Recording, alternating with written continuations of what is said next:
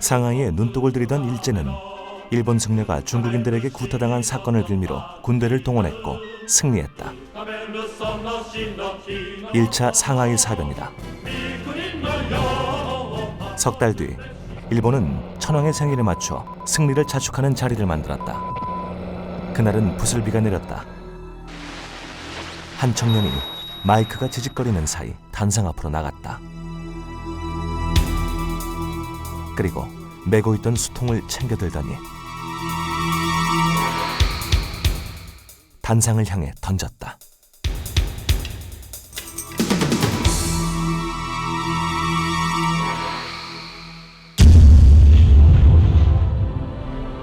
단상은 아수라장이 되었다. 단상에 있던 일본의 주요 인물들이 죽거나 부상당했다.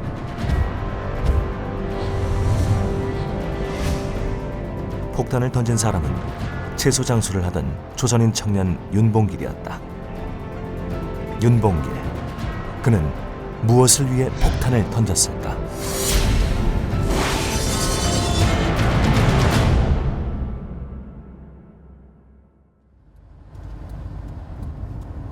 그는 왜 먼 이국 땅에서 목숨을 내놓아야 했을까? 윤봉길의 고향인 충청남도 예산군 덕산면 실양리를 찾았다.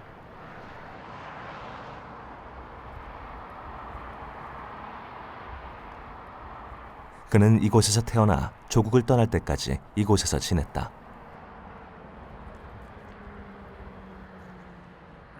윤봉길이 살던 집 저한당이다. 한국을 건져내는 집이란 뜻이다.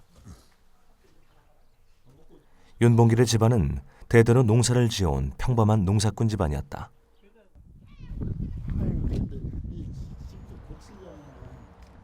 윤봉길의 가족을 기억하고 있는 두 사람, 윤규상 씨와 윤수일 씨다.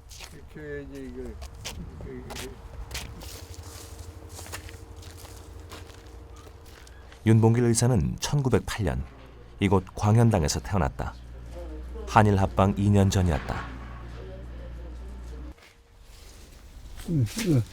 윤 의사 할아버지 할머니 요 방이 이제 이 사람네 식구, 큰아들 식구, 여기가 이제 윤봉길이 식구. 그 왼쪽 방이. 덕산에 자리 잡은 것은 증조 할아버지였고, 윤 의사는 이 집에서 할아버지와 아버지, 윤 의사까지 3대가 함께 살았다.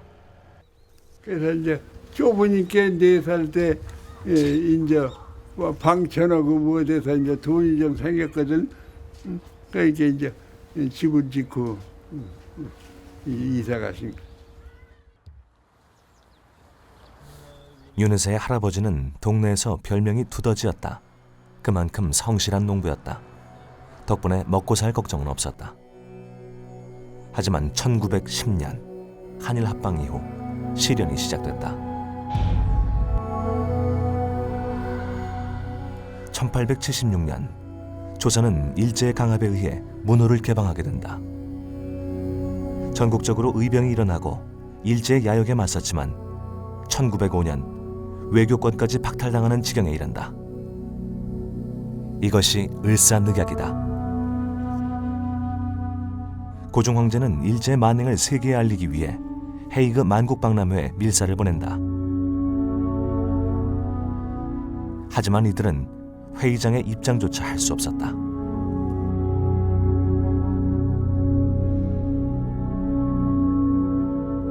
이들은 각국 대표에게 독립호소문을 나눠주며 한국의 독립을 호소하지만 일본의 방해로 모든 것이 수포로 돌아간다. 을사늑약 2년 뒤 일제에 의해 강압적으로 대한제국 군대가 해산되었다. 굴욕을 참지 못하고 자결하는 이도 있었다. 의병들이 들불처럼 일어났지만 역부족이었다. 결국 일제는 군대를 앞세워 대한제국군을 진압하고 서울에 입성한다. 1908년 그 당시의 상황이라고 하는 것은 그 일본이 한국을 대한제국을 차지할 수 있도록 열강이 미국이나 영국이나 이런 열강들이 무슨 영일동맹이나 그다음에 그 포츠머트 강화 조약이나 그런 걸 통해서 일본이 한국을 보국으로 만드는 것을 다 승인했죠. 그래서 어떤 나라도 한국을 일본의 침략으로부터 도와줄 수 있는 나라도 없고 하소연할 나라도 없는 그런 상태가 1908년 상황이죠. 1910년 대한제국은 역사 속으로 사라졌다. 한민족은 나라 없는 식민 국민이 되었다. 윤봉길이 2살 되던 해였다.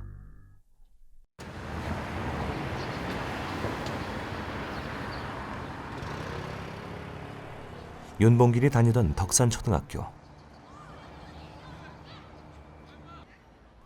학교 운동장에는 윤봉길 의사의 동상이 세워져 있다.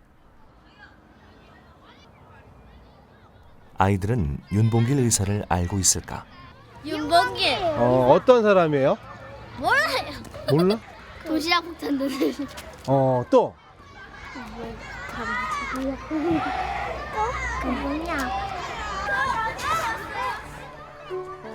어린 시절 윤봉길 의사는 유난히 승부욕이 강했다고 전해진다.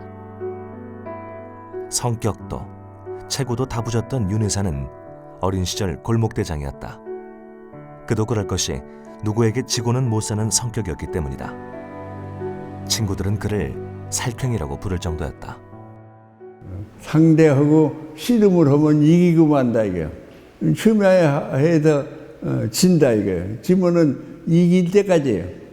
점심 오전 중에 승부가 안 나면 밥 먹고 오라고 그래서 또 시작한다 이게. 그래서 끝내 이기고 난 후에 결국 이제 끝난다.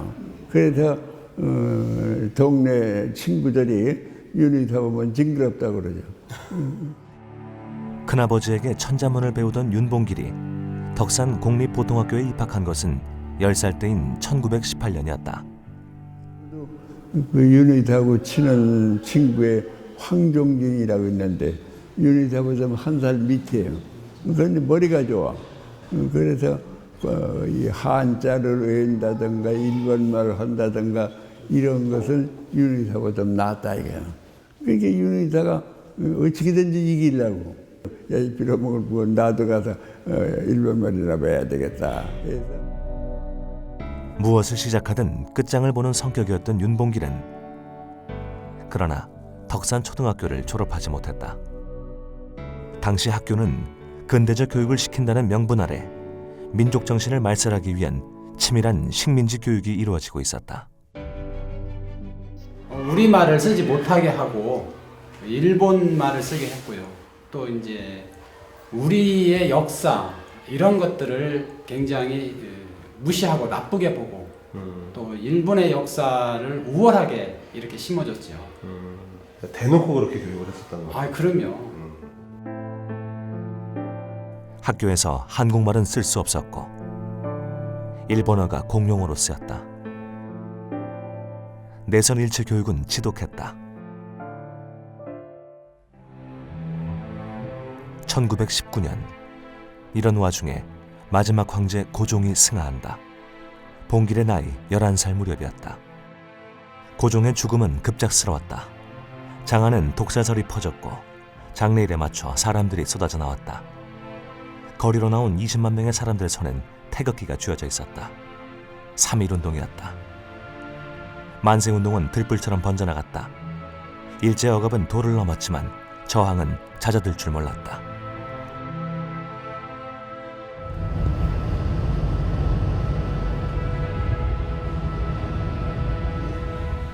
만세운동의 물결은 윤봉길의 고향 덕산에도 불어닥쳤다. 4월 3일 보부상 조직인 예덕상무사의 수백 년 근거지였던 한내장에서 사람들이 모여 만세운동을 벌였다. 이 과정에서 7명이 연행되었고 이에 맞서던 한 청년이 순국했다. 고 이난수 의사다.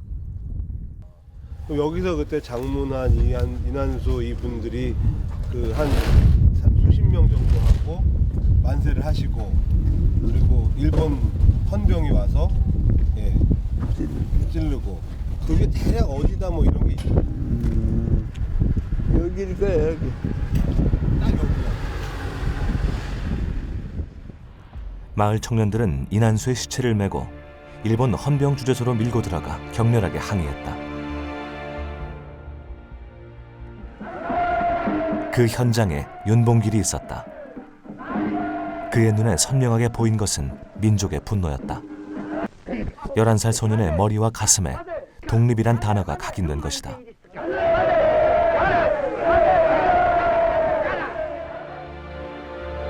만세운동으로 전국의 모든 학교에 폐교령이 내려졌다. 윤봉길이 다니던 덕산초등학교 역시 문을 닫았다. 그는 학교 대신 서당으로 향했다. 2년 뒤 다시 학교가 문을 열고 전국의 서당을 폐쇄하라는 명령이 내려졌지만 그는 학교로 돌아가지 않았다. 2년 동안 서당에서 수학한 윤봉길은 학교 대신 오치 서숙으로 들어가 공부를 계속했다. 그는 이곳에서 사서삼경 등 유학의 고전들을 두루 익혔다. 윤봉길은 이곳에서 1921년부터 1928년까지 공부했다. 요게 예. 그 성준이가 경영하는 오치서숙. 그럼 여기가 이제 여기가 딱 그 터인가요? 아니야, 이 집이 요 집이 아, 요 이렇게. 집이. 예. 윤봉길은 성주록 선생이 아끼는 제자였다. 매헌이라는 호도 성주록 선생이 지어준 것이다. 매곡 성주록 선생은 성산문의 자손이다. 학업 성적이 우수했던 윤봉길은 16살에 오치서숙 춘추시회에서 장원을 차지했고 18살에는 오추, 옥수, 임추 등의 시집을 냈다. 열혈 시인이었던 셈이다.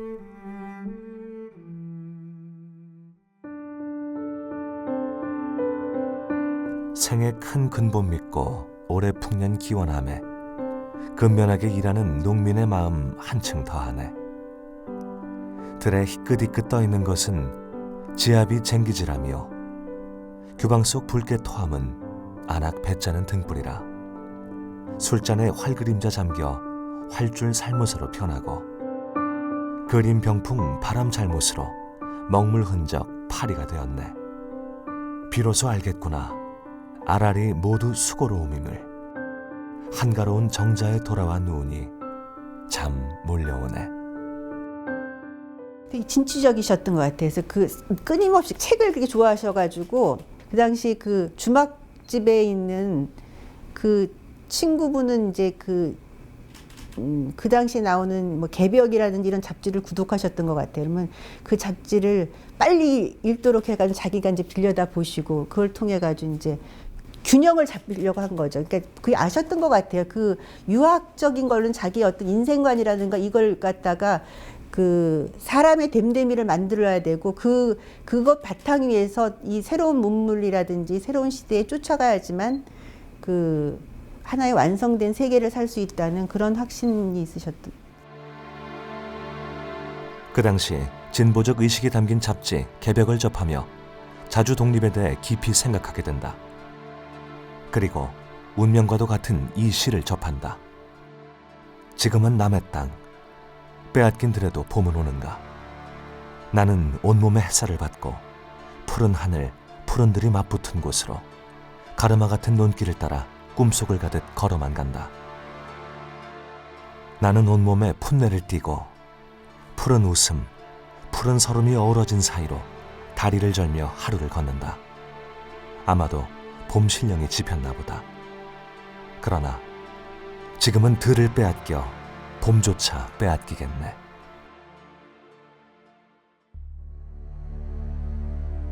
사육신이었던 성산문과 을사늑약에 반대하여 자결한 민영환. 윤봉길은 오치서숙에서 공부하며 성산문의 굳은 절개와 민영환의 자결을 통해 나라를 사랑하는 마음을 배웠다. 19 윤봉길은 고민하기 시작했다.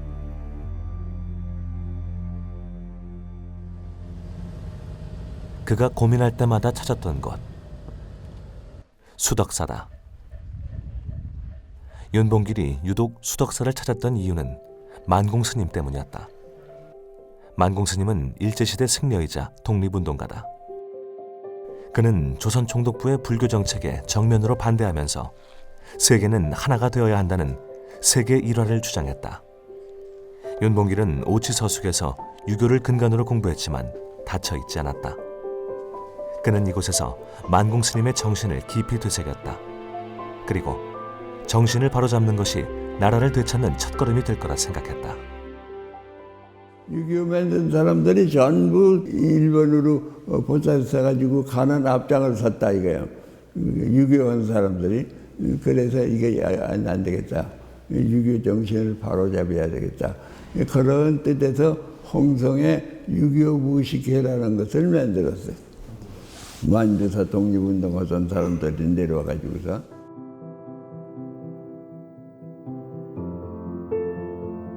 유교는 조선 600년을 지탱해온 근간이었지만 나라를 잃게 만든 장본인이기도 했다. 유교 부식회의 수장은 의병 김복한이었다. 바른 유교 정신으로 나라를 되찾겠다는 것이었다. 거기에서 얻은 게 뭘 얻었느냐 하면 독립운동이 실질적으로 우리나라에서 어떻게 시작이 돼 있느냐 그것을 배웠고 상해의 임시정부가 어떠한 성격을 가졌고 그래가지고서 상해가는 연습을 한 셈이지. 그즈음 윤봉길의 마음을 흔드는 사건이 일어난다. 당시 오치서숙 근처에는 공동묘지가 있었다. 1926년 윤봉길의 나이 17대로 한창 오치서숙에서 수학하고 있을 때였다. 마을의 한 농민이 공동묘지의 묘표를 모두 뽑아들고 윤봉길을 찾아왔다. 자신의 아버지 묘를 찾아달라는 것이었다. 그 농민은 글을 읽지 못하는 문맹이었다. 이를 본 윤봉길은 해야 할 일이 무엇인지 깨달았다. 그렇죠. 그 사건이 생겨서 이제 그걸 보고 야 이게 문명 대치를 안 하면은 우리나라가 도저히 잘 살 방법이 없다. 윤봉길은 오치서숙 동학들과 사랑방의 야학을 개설해 사람들을 가르치기 시작했다. 윤봉길 의사의 농촌 계몽운동의 첫 시발점이었다. 윤 의사 할아버지는 두더지처럼 그저 해가 뜨기 전부터 일어나서 반일이 그런 거예요. 그래야 가난을 몰아낼 수가 있으니까. 그러니까 윤 의사는 그 정신이 바뀌어졌어. 어떻게 바뀌어졌느냐. 우리가 먹고 살고 되면은 나라 차지해야 된다. 이게. 나라 차지면은 가난도 역시 극복할 수가 있다. 그는 이곳에서 한국의 역사, 산술, 과학, 농사 지식 등을 가르쳤다. 그는 유교를 공부했지만 권위적이거나 배타적이지 않았다. 오히려 신사고를 가진 신식 남정네였다.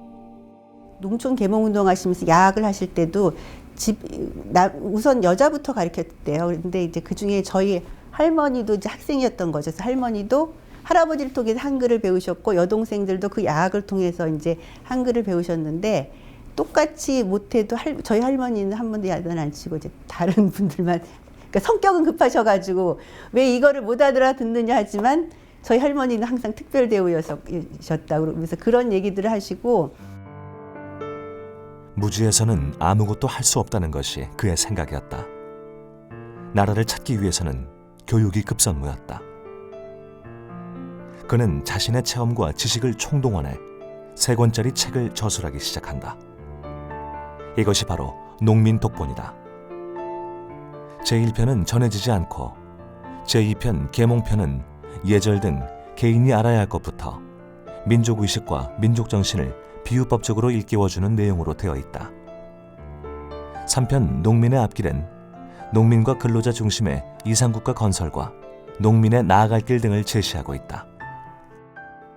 일제가 그 한국을 보국으로 만든다고 하는 그런 조약을 체결한 후에 한국인들은 그 일제에 대해서 항거를 하죠. 항거하는 방법이 크게 2가지인데 하나는 무기를 들고 일제하고 항전하는 것이고 그게 이제 의병들이고 그다음에 또 하나는 우리가 왜 일본한테 이렇게 나라를 뺏기게 됐느냐.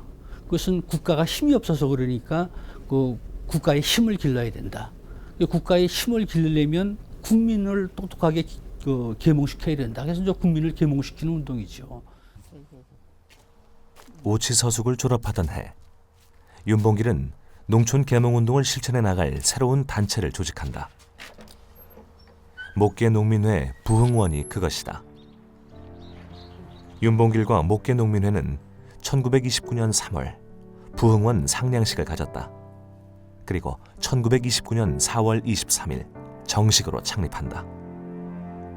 부흥원은 증산운동과 구매조합 조직, 토산품 애용, 부업 장려, 생활 개선을 통해 마을을 부흥시키고자 했다. 부흥원은 이곳에서 독서회를 조직하고 계몽 강연회와 토론회를 개최했다. 부흥원의 정신을 실천하는 단체로는 월진회가 만들어졌다. 자급자족을 통해 주체적으로 운명을 개척해 나가겠다는 것이 창립 취지였다. 목표는 실력 배양과 경제 부흥을 통한 조국 독립이었다. 다시 말하면 월진회한테 그 오다를 주는 기관이 부흥원이에요. 다시 말하면 부흥원 철학을 연구하는 데고 그 철학을 실천하는 데가 월진회다 이거. 월진회는 회원들이 매달 내는 회비로 운영되었다. 윤봉길의 의형제 황종진 등 37명이 발기인이었고 회장은 윤봉길이었다. 윤봉길의 정신을 이어받은 월진회는 지금도 계속되고 있다. 월진회란 이름에는 창립 당시의 절박한 시대 상황이 담겨있다. 해가 썩어 빛을 잃었으니 이제 우리는 달로 나아가 우리 강산을 밝히겠다는 것이다. 우리나라에서 다른 데서는 전혀 찾아볼 수 없었던 방법들인 거죠. 그렇죠. 처음으로 도입을 한 그런 운동이 시작이 된 거죠. 기술, 농사 기술 같은 것도. 부흥원의 목표는 증산운동, 구매조합, 국산품 구매운동, 부업장려 등 4가지였다. 이 목표를 달성하기 위해 월진회는 처음부터 전혀 새로운 방법으로 농촌의 경제 부흥을 도모했다. 생활 필수품을 공장과 직거래해 싸게 사서 공급하는가 하면 수확한 농산물을 공동으로 판매하는 것이다. 일종의 조합인 셈이다. 농가 소득을 올리기 위한 방법도 전방위적으로 모색해 현실에서 구현해냈다. 그때만 하더라도 고구마가 들어왔을 때요. 근데 고구마 싹 내는 것이 장치 어려워. 그래서 고구마 싹을 어떻게만 내느냐. 윤희사가 이제 생각해서 만들어낸 거예요. 땅을 깊이 파자. 이거만한 땅을 깊이 파면 지열이 나. 거기다가 고구마를 이렇게 재놓고서 이제 보온을 하면 거기서 싹이 나오면 그걸 갖다 심는다. 또 닭도 치는 것도 저걸 했고 오리 치는 것도 저거 나무 심는 것도 하여튼 돈이 될 수 있고 증산이 될 수 있는 것은 뭐든지 해. 그때 이제 시작을 한 거예요. 돈이 없어 돼지를 살 수 없는 농민들을 위해서는 순회 제도를 실시했다. 돼지를 살 수 없는 농민에게 돼지를 사주고 새끼를 낳으면 그 절반은 기른 농민에게 주고 나머지 절반은 또다시 다른 농민에게 한 마리씩 분양해주는 제도였다. 그때 그 가사에 도움이 되죠. 돼지 한두 마리 옛날에 한두 마리 길렀거든. 그게 돈이 어디서 나와요? 그런 거 팔아서 돈 나오는 거지. 그리고 옛날에는 명절 때야 돼지 고기 한 점씩 먹거든. 그게 다 돈이거든. 윤봉길은 마을 청년들을 한데 모으기 위한 운동도 전개해 나갔다. 수암체육회가 바로 그것이다. 그는 사람들이 운동할 공간을 마련하기 위해 문중산에 불을 질렀다. 이 버섯농장, 이 일대가 전부 백사장이에요. 그 모래 백사장. 이게 작은 데 산이에요. 이 골프장이 있는 데서부터 이 산 전체가 그 연의산의 산이었다.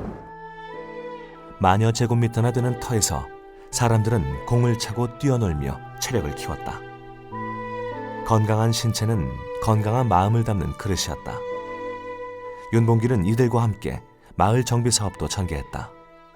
그래서 마을 청년들 올 적에는 괜히 삽 이런 걸 가지고 오라고 해가지고 지금은 우리가 편케 차 타고 여기 건너왔지만 그 당시 내가 다 징검다리거든요. 다리 같은 거 다 수선하고 이런 일을 그 청년들한테 시켜가지고. 농촌 계몽운동은 윤봉길이 생각한 이상향을 건설하는 일이기도 했다. 윤봉길은 강연회 등을 통해 끊임없이 사람들을 독려했다. 한 사람 한 사람이 깨어나야 조국의 부활도 가능하기 때문이다.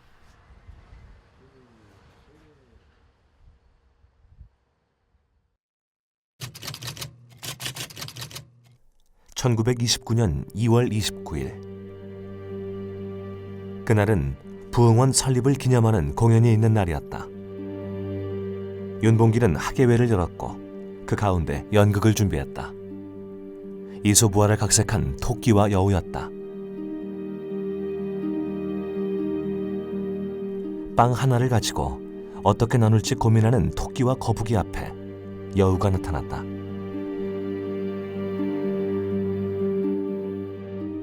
빵을 똑같이 나눠주겠다고 호언장담한 여우는 토끼와 거북이 앞에서 꾀를 부렸다. 빵을 반으로 가른 여우는 한쪽이 더 큰 것 같다며 큰 쪽의 빵을 한 입에 오물었다. 그러자 다른 쪽 빵이 커졌다. 여우는 큰 쪽 빵을 또 베어 먹었다. 이번엔 다른 쪽 빵이 다시 커졌다. 이렇게 양쪽을 번갈아 먹던 여우는 결국 빵을 모두 먹어치우고 말았다. 여우는 미안한 기색이 없었다. 계략이었던 것이다. 다음엔 정말 똑같이 나눠주겠다는 말을 남긴 채 여우는 유유히 사라졌다. 여우는 일제를, 당한 토끼와 거북이는 우리 민족을 상징하는 이야기였다.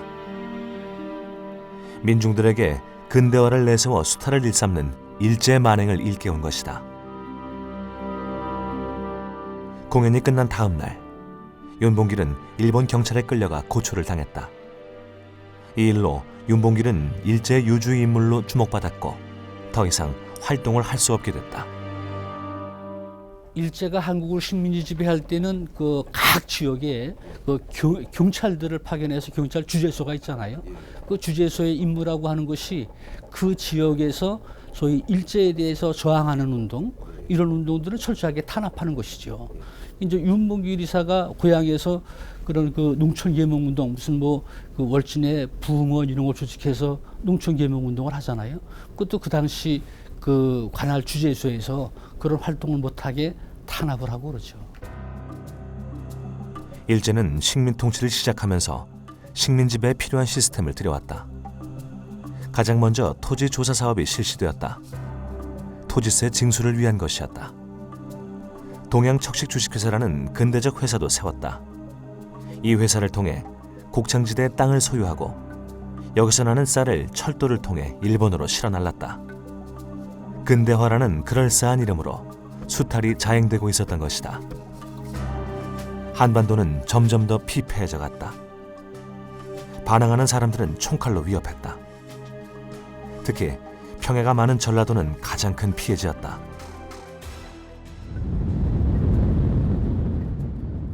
그즈음 결정적인 사건이 터졌다. 3대 독립운동의 하나로 꼽히는 11.3 학생 항일운동, 흔히 광주 학생 만세운동이라 불리는 사건의 진원지인 나주역. 이곳에서 일명 나주역 댕기 사건이 벌어진다.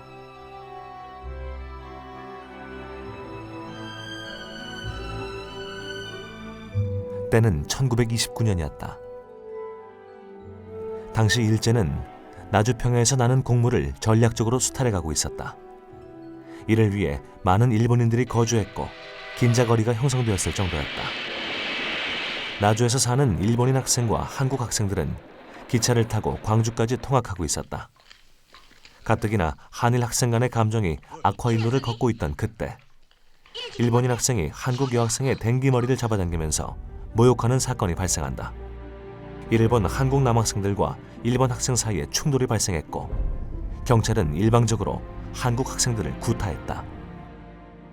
조선인 주제에 왜 대드냐 이겁니다. 이 조선인이라는 것은 조선인 자체를 의미한 게 아니고 1등 국민인 우리 일본인한테 왜 2등 국민인 너희들이 대드냐 이런 의미였습니다. 이틀 뒤 댕기 사건을 빌미로 기차 안에서 한일 학생 간에 또 한 번의 충돌이 일어났다. 차장은 한국 학생을 일방적으로 나무랐다. 이전에도 항일 학생 운동으로 동맹휴교를 단행했던 광주 지역 조선인 학생들은 이 사건을 좌시하지 않았다. 그들은 일본의 4대 명절의 하나인 11월 3일 명치절날 신사참배를 거부하고 거리로 쏟아져 나왔다. 이날은 음력 10월 3일 개천절을 상징하기도 했다.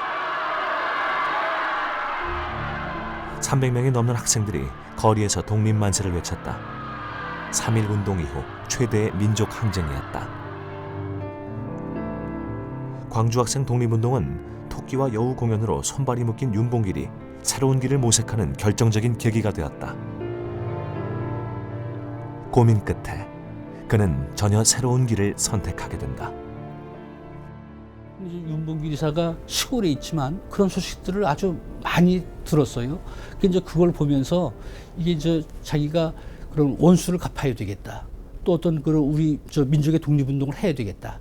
그러기 위해서는 지금 이 일제가 탄압, 그런 경찰이나 이런 탄압이 지속되는 여기서는 그걸 할 수 없겠다. 윤봉길 이사가 중국으로 망명하는 직접적인 계기는 물론 자기가 농촌 계몽운동하다가 벽에 부딪히는 것도 있지만 결정적인 계기는 광주 학생운동이었습니다. 다음해 봄, 그는 자신의 선택을 실행하기로 결심한다. 장부 출가 생불환. 장부가 집을 나서면 뜻을 이루기 전에는 살아 돌아오지 않는다는 뜻이다. 그는 이 메모를 책꽂이에 남겨놓고 집을 나선다.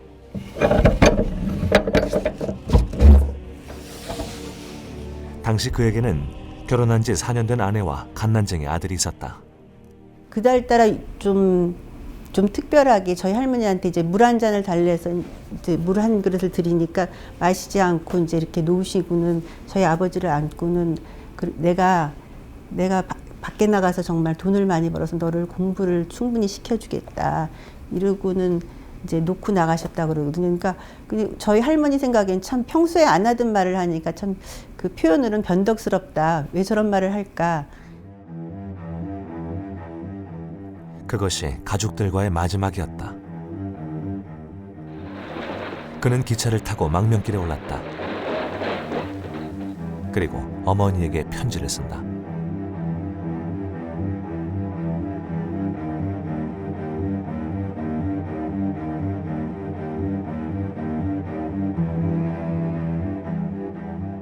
그런데 이 편지가 사단이었다. 편지를 일본군에게 들키고 만 것이다. 만주로의 망명과 독립투쟁의 의지가 담긴 편지 내용 때문에 그는 평안도 선천에서 달포 동안 옥고를 치러야 했다. 석방된 윤봉길은 그 길로 신의주를 거쳐 만주를 돌아본 뒤 청도에 짐을 푼다. 그는 청도에서 낮에는 세탁소 직원으로 밤에는 야간노동 강습회 활동을 하며 상하이로 갈 준비를 했다. 그의 최종 목적지는 임시정부였다. 당시 그가 가족들에게 보낸 편지에는 고된 망명생활 중에서도 변치 않는 결연한 의지가 담겨 있다. 사람은 왜 사느냐? 이상을 이루기 위하여 산다. 이상은 무엇이냐? 목적의 성공자이다. 보라, 푸른 꽃을 피고 나무는 열매를 맺는다. 그는 아비 없음을 슬퍼할 그의 아내와 아들에게도 편지를 썼다.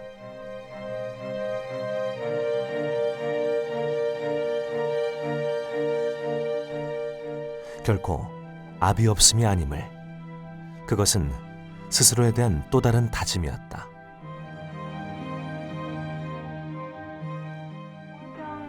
(1931년 8월) 윤봉길은 집을 떠난 지 1년 반 만에 목적지 상하이에 도착했다. 당시 상하이는 서구 열강들의 영사관이 모여있는 국제도시였다.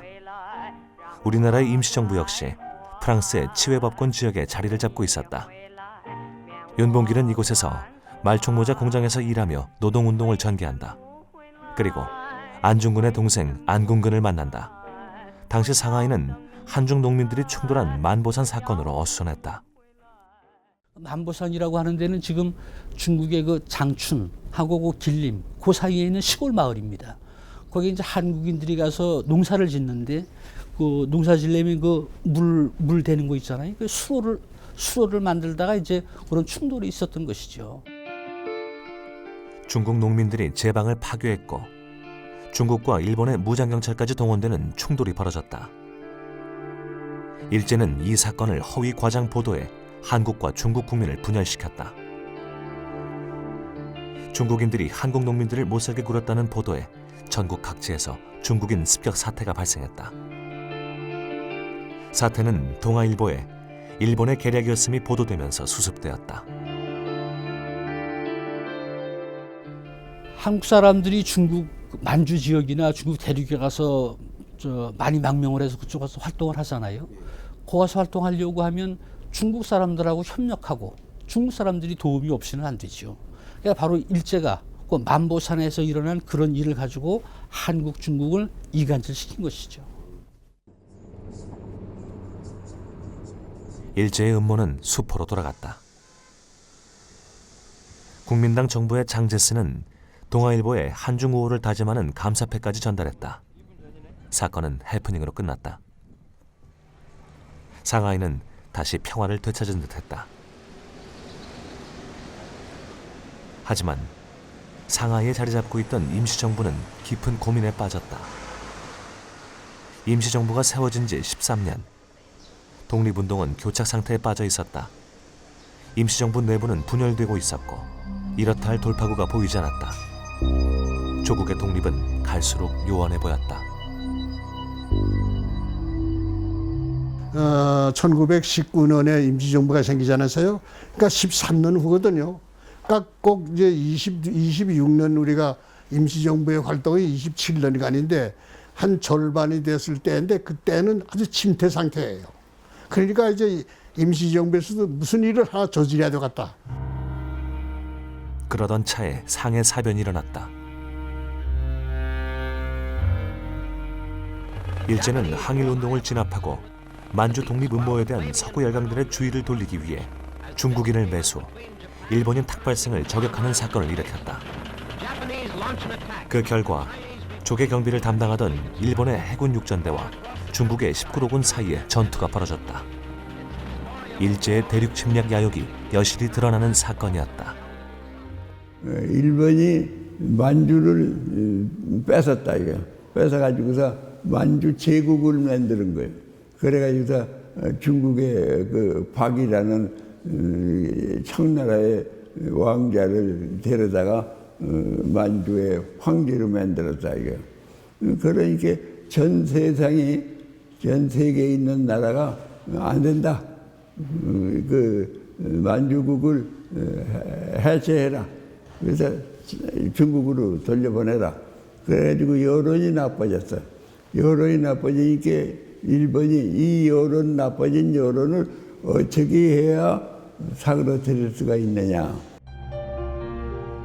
상하이는 어수선했다.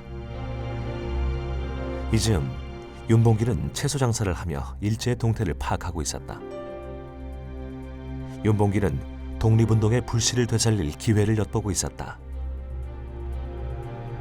전투에서 승리한 일본군은 여전히 상하이에 상주하고 있었다. 일제는 정전협정을 맺기로 하고 군대를 철수시키기 전 천황의 생일을 축하하는 천장절에 전승기념 행사를 거행한다고 발표했다.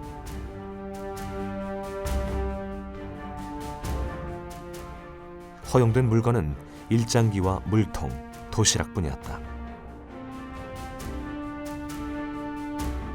기회였다.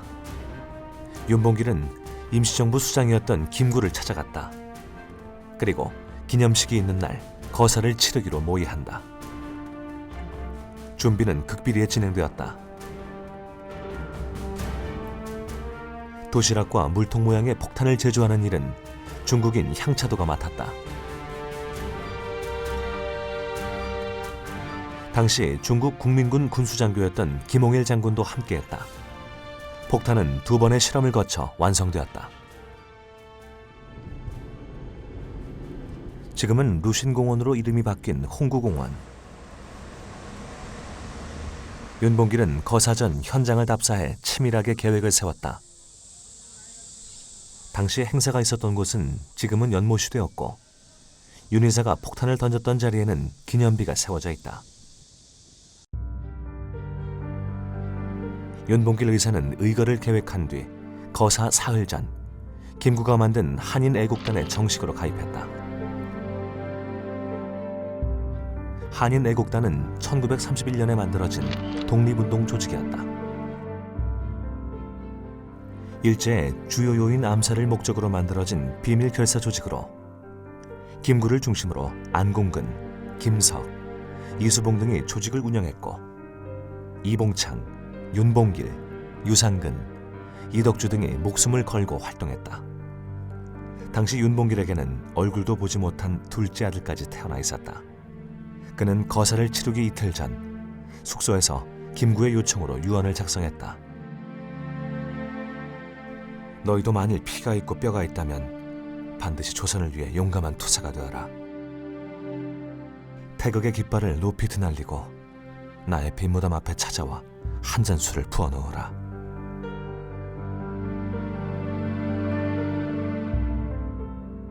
피 끓는 청년 제군들은 아는가? 무궁화 삼천리 우리 강산에 외놈이 와서 왜 걸드나? 피 끓는 청년 제군들은 모르는가? 되놈 되와서 돼가는데 외놈은 와서 왜 아니 가나? 피 끓는 청년 제군들아 준비하세. 군복 입고 총 메고 칼 들며 군악 나팔에 발 맞추어 행진하세. 백범 김구는 거삿날 아침을 이렇게 기억했다. 새벽에 윤군과 같이 김해산의 집으로 가서 마지막으로 윤군과 식탁을 같이 하며 아침을 먹었다. 윤군의 기색을 살펴보니 농부가 논반일을 하며 밥을 먹는 것처럼 태연자약한 모습이었다. 폭탄은 2개였다. 도시락 모양의 폭탄은 거사 직후 자결을 위한 것이었고 물통 모양의 폭탄은 행사장 단상 위로 투척할 폭탄이었다. 이제 의거의 성패는 온전히 윤봉길의 2 손에 쥐어졌다. 현장을 떠나기 전 윤봉길은 김구에게 자신의 새 시계를 건넸다. 김구는 자신의 낡은 시계를 윤봉길의 시계와 바꾸었다. 김구의 시계는 윤봉길의 유품이 되었고 김구는 죽을 때까지 이 시계를 간직했다.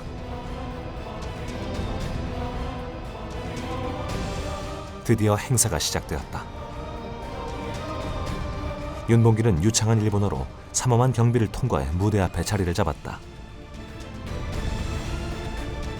9시에 시작된 천장절 행사는 11시쯤 끝이 났다. 일부 행사가 끝나자 외교관과 내빈들은 돌아가고 일본인들만 남았다. 그리고 20분 뒤 일본 상하이 교민회가 준비한 상하이 전승기념식이 시작되었다. 단상 위에는 일본군 총사령관 시라카와 요시노리를 비롯해 7명의 주요 인사가 자리하고 있었다. 그때였다. 윤봉길은 단상 5m 거리에서 물통 폭탄을 투척하는 데 성공했다.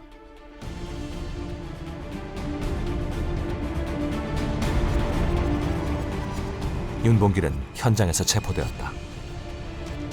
이 사건은 중국을 비롯한 세계 주요 언론에 대서특필되었다. 지금까지 일제의 식민지배에 너그러웠던 서구 열강들도 일본의 만행에 주목했다. 이 사건으로 구사단장 우에다가 오른쪽 다리를 잃었고 일본 제3함대 사령관은 한쪽 눈을 실명했다. 주중 일본 공사는 다리를 절단했다. 중국 총영사도 중상을 입었다. 상하이 파견군 대장 시라카와 요시노리는 사망했다. 테러하고 의열투쟁은 완전히 다릅니다. 의열투쟁은 그 대상이 분명합니다. 하지만 테러는 대상이 누군지도 모르게 불특정하죠. 윤봉길 이사도 마찬가지입니다. 자기가 선언서에서 적의 장교를 도륙하기로 맹세하나이다. 그 윤봉길 이사의 목표는 적의 장교를 죽이는 것이죠. 그러니까 그 단상으로만 던집니다. 그 앞에는 엄청나게 많은 일반 학생들이 있는데 글로 폭탄을 던지면 많은 사람들을 죽일 텐데 그렇죠. 그다음에 두 번째 차이점은 의열투쟁은 자기가 행위를 하고 나서 자신의 행위를 떳떳하게 밝힙니다. 근데 테러는 그 행위를 하고 나서 그 떳떳하게 밝히지 않고 그걸 숨기죠. 그중 특히 시라카와 요시노리는 일본 천황이 아끼던 일본 최고의 장군이었다. 사건이 터지자 천황은 의료진을 보내 시라카와를 돌보도록 했고 12번의 수술이 이어졌다. 그러나 사건 한 달 뒤 시라카와는 끝내 사망했다.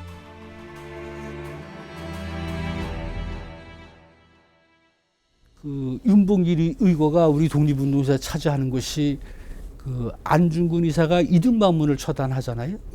그다음에 이봉창 이사가 일본 천황을 처단하려고 폭탄을 던지고, 그다음에 윤봉길 이사가 홍구공원에서 의거를 하고, 이것이 이제 우리 독립운동사의 3대 쾌거다. 윤봉길의 재판은 군사재판으로 진행되었다. 민간인을 군사재판하는 것은 이례적인 일이었다. 그는 당당하게 자신의 의거를 진술했다. 윤봉길 이사는 바로 일본으로 압송하지 않고 그 일본이 상해에 있는 일본 총영사관 그 지하실에 감금을 하고 있었습니다. 이제 그 이유는 그 총영사관에 감금을 하고 있으면 그 백범 김구가 그 윤봉길을 구출하러 올 거다. 일제는 사건의 배우로 김구를 지목했다. 사건의 여파를 최소화하기 위해 보도도 통제했다. 김구는 배우가 자신이었음을 신문지상을 통해 밝혔다. 이후 김구는 지금으로 따지면 200억 원 가까운 현상금으로 수배되었다. 재판받는 내내 윤봉길은 당당했다. 재판정은 이런 그에게 사형을 언도했다. 마지막 할 말을 묻자 윤봉길은 이미 각오했으므로 할 말 없다며 일축했다. 그러나 사형은 가을이 지나도록 집행되지 않았다. 헌병대로 넘겨져 가혹한 고문이 계속되었다. 김구를 잡기 위한 일본의 지독한 유인술이었다. 윤봉길은 12월이 되어서야 가나자와 구사단 교도소로 이송되었다. 그리고 이송 다음 날인 1932년 12월 19일 아침 7시 15분 윤봉길의 폭탄을 왼쪽 다리를 절단한 구사단장 우에다의 복수라도 되는 듯 가나자와 미스코지야마 서부 골짜기에서 총살이 집행되었다. 그의 나이 25이었다.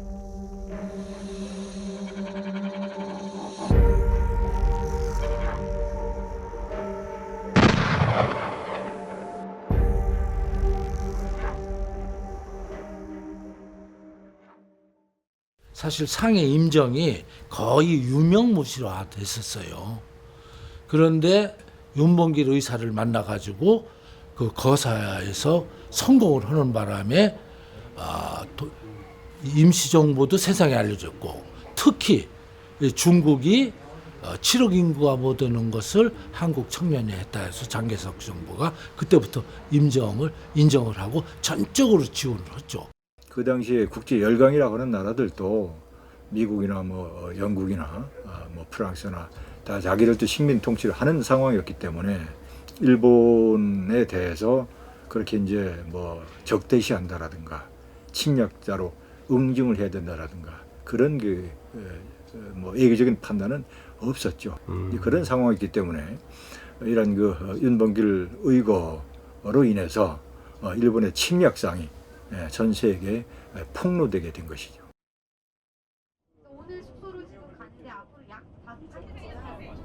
해방이 되자 김구의 노력으로 윤봉길의 유해를 찾기 위한 노력이 시작되었다. 지금도 사람의 발길이 뜸한 가나자와의 한 구석진 곳.